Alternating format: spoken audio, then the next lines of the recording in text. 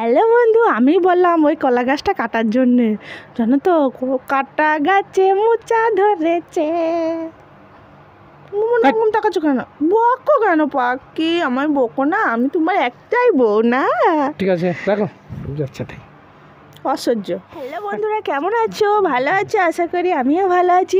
তো আজকে তোমাদেরকে একটা জিনিস দেখাবো। আজকে সারাদিনটা না বৃষ্টি হচ্ছে, জানো তো বন্ধু। তো জানালা তো আমরা এমনিতেই খুলি না, তো খোলা আকাশ দেখবো বলে জানালাটা খুললাম।